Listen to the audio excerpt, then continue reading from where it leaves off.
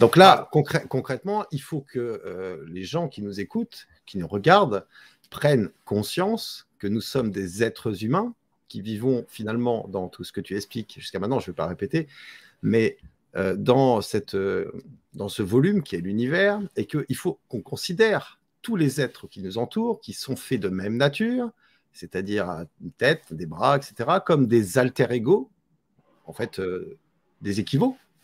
Oui, et ils cherchent à savoir si on est des créatures intelligentes et s'il y a un petit peu d'humanité dans les êtres humains qu'il y a là. Faut pas rêver, il faut être objectif, ils sont beaucoup plus forts que nous. Alors, excuse-moi, je te couper. Dans mon entourage, je connais plein de gens qui sont vraiment des amours, etc. Il a disparu. Coucou. Je ne sais pas ce que tu nous as fait, mais là, non, c'est rien, c'est rien. Donc, tous les gens qui nous ont, enfin, dans les gens que nous connaissons, c'est-à-dire nos proches, les amis, les gens que nous connaissons, c'est vrai que beaucoup, finalement, après avoir discuté, ne serait-ce que dans mon entourage avec ces gens-là, eh bien, dans l'ensemble, la majorité des gens ne sont pas dans l'adversité, ils ont envie de vivre finalement dans un monde qui est plus, comment dire, avec plus de justice, avec de l'amour, de la bienveillance, etc. Mais ce que je leur explique à chaque fois, c'est qu'à un moment donné, il va falloir aussi qu'on soit dans cette législation et qu'on en ait conscience, qu'on puisse aussi la transmettre. C'est-à-dire qu'on en ait bien pris la mesure. Prendre la mesure, c'est quand même important, mon cher Jean-Noël.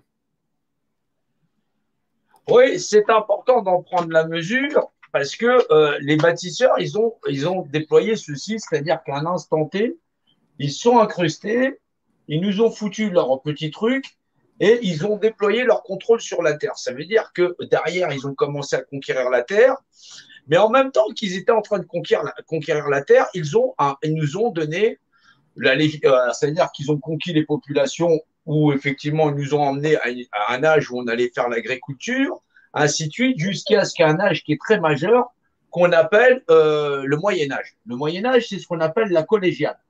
Mmh. Là, on est dans une période qu'on appelle la lycée.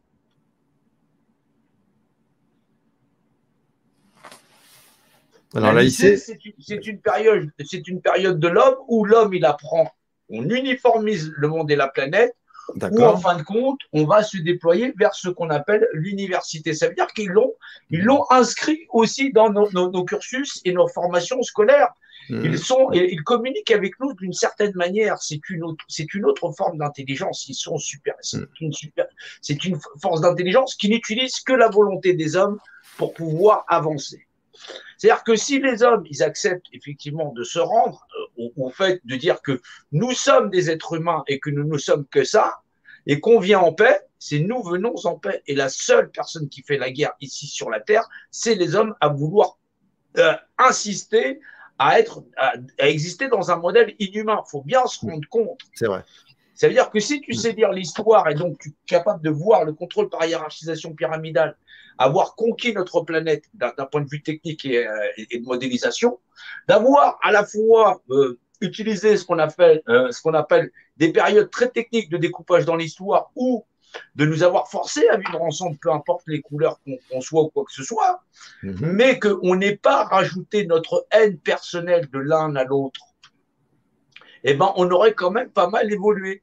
Eh ben non. Eh ben, là encore aujourd'hui, dans l'art d'analyser, je t'assure que je peine énormément à expliquer la législation volumique, les gens ne sont pas intéressés par ça, ils sont intéressés par le fait de pouvoir capter des ressources. Pour eux, ça veut dire que ce qu'il a pu arriver pour pouvoir avoir du pétrole, ils en ont rien à foutre du moment qu'ils ont du pétrole. Rester dans le monde de merde. Le fait qu'on ait plus de 11 millions de pauvres indiffère la totalité des gens.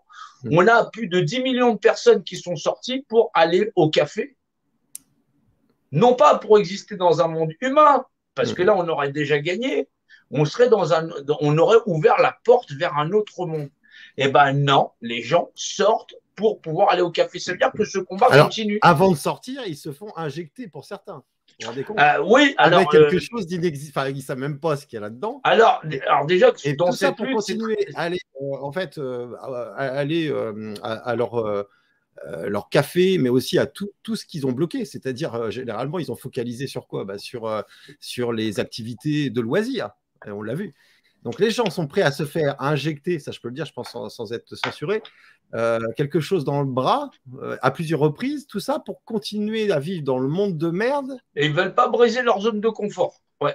Voilà, c'est ça, c'est là où je voulais en venir. Ils ne veulent pas briser leur zone de confort. Effectivement, moi j'ai brisé ma zone de confort parce que voilà, j'ai pas envie d'épiloguer là-dessus, mais voilà, je l'ai brisé depuis quelques mois maintenant, hein, même plutôt quelques années d'ailleurs, ce qui m'a empêché d'ailleurs de trouver des jobs parce que j'étais un petit peu fiché. Mais ceci étant, ce qui est important de comprendre, c'est qu'à un moment donné, si on veut retrouver un nouveau paradigme, un monde de bienveillance et dans la législation dimensionnelle, il va bien falloir que tout le monde s'y colle. Autrement, on ne passera pas dans, comment on dit, passer à plat. Bah, le problème, c'est que les hommes et les femmes sur la Terre, ils réagissent beaucoup comme les animaux. Ils ont encore du mal à utiliser le savoir et la connaissance comme facteur pour véhiculer les idées et d'asseoir un état de conscience. Donc, essayer de ramener le raisonnement analytique qui doit permettre aux hommes de comprendre la législation dimensionnelle, qu'ils sont en fin de compte dans l'univers, c'est-à-dire tout simplement, ils sont là, ils sont présents, et donc juste des représentés, et donc en étant représentatifs d'eux-mêmes, d'une espèce humaine, le fait de ne pas être nocifs les uns avec les autres, comprendre qu'on existe dans un univers grand et que cette planète est en fin de compte quelque chose qui est notre maison, non, on est des prédateurs sur... on a encore du mal à... Les uns les autres, finalement, on est des prédateurs. On est des prédateurs les uns pour les autres. Quand tu vois les agressions, tout ce qu'il peut y avoir de débiles profonds, on n'a pas besoin des élites pour pouvoir nous le faire. Quand on kidnappe des petits vieux pour leur prendre leur carte bleue et les tabasser ceci, cela, quand tu vois les féminicides, les viols, j'en passe les meilleurs, c'est pas les élites qui font ça. Le nombre de crimes et délits faits par les particuliers, les individus ou les bandes organisées, c'est abominable. Ouais, c'est vrai. L'homme, voilà, on a focalisé sur les élites. Il y a certains d'entre eux qui ne sont pas toujours. C'est vendeur. C'est beaucoup plus vendeur. Si on analyse. Oui, mais comme il y a tous les intermédiaires. C'est-à-dire qu'en gros, si tu veux pas savoir comment se découle le dispositif qui t'a fait évoluer, tu veux pas savoir. Là où tu veux pas savoir, il n'y a donc pas de savoir à en tirer. Exactement. Voilà. Donc on vit dans l'ignorance de la législation qui nous entoure, du monde dans lequel nous vivons. C'est quand même. Oui, mais à la fois ceux qui contrôlent le monde n'ont jamais caché. À la fois les logos qui font d'eux ce qu'ils sont, c'est-à-dire le principe triangle. Voilà, l'œil qui va avec, j'en passe, des compas, des équerres, ceci, cela. C'est vrai qu'il y a pas mal de symboles. Oui, mais on cherche tout un tas de légendes à ces logos qui ne correspondent pas à la vérité. Maintenant, comprendre que ce sont des logos qui sont des principes qui gardent prisonnier l'humanité, parce que si jamais on laissait les hommes entre eux, je ne sais pas ce qui pourrait arriver. C'est déjà suffisamment catastrophique qu'ils mettent une pression où, normalement, la seule chose qu'on on est censé en tirer, c'est de la solidarité pour un monde humanisé. Non, les gens, ils sont prêts à vouloir encore négocier. Et c'est là où c'est le plus terrible. Les gens ont du mal à comprendre qu'on a affaire à une forme d'intelligence bien au-delà de la mienne, faut bien se rendre compte, et qui est là depuis des millénaires et qui maîtrise la totalité du savoir universel. C'est-à-dire savoir nommer quelque chose. Rien est quelque chose puisque je peux le nommer. Ça existe dans un rapport de dimensionnalité où il n'y a rien.